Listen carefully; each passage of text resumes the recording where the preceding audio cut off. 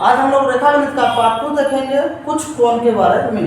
जैसा कि हम लिखे हैं कि आसन कोण, समकोण, अधिक कोण, न्यून कोण, पूरक कोण, संपूरक कोण, सम्मुख कोण।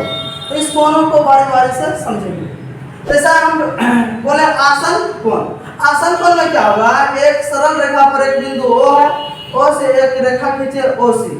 OC को हम लोग किरण भी बोल सकते हैं। ये किरण O से जब गुजरने के बाद C तक गया है तो AB रेखा को दो भागों में बांटा और AB रेखा पर दो कोण बना है। एक कोण है थीटा, दूसरा है बीटा। मान लिए हैं तो दोनों कोण का योगफल जो होगा 180 के बराबर होगा।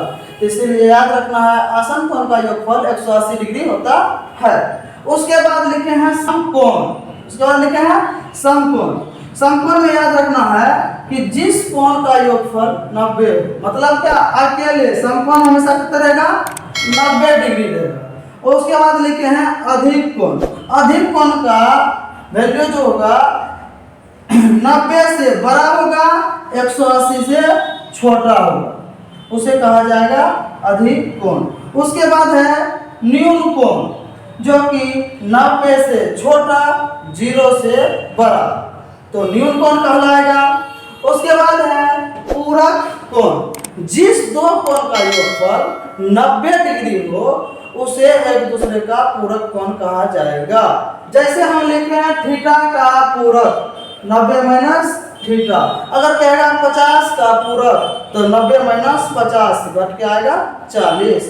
अब आगे पढ़ेंगे संपूरक कोण।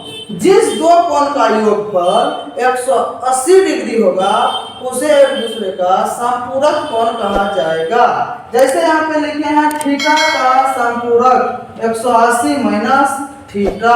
अगर कहेगा 90 का संपूरक तो 180 माइनस 90 तो 90 ही होगा। 80 का संपूरक 180 में 80 को घटा देंगे तो 100 डिग्री आएगा।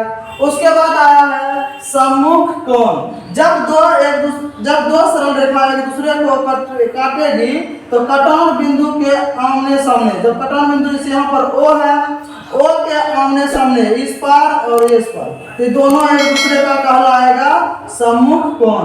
और इधर का ये वाला कोण और ये कोण सम्मुख कोण। और याद रखना है सम्मुख कोण आपस में बराबर होता है।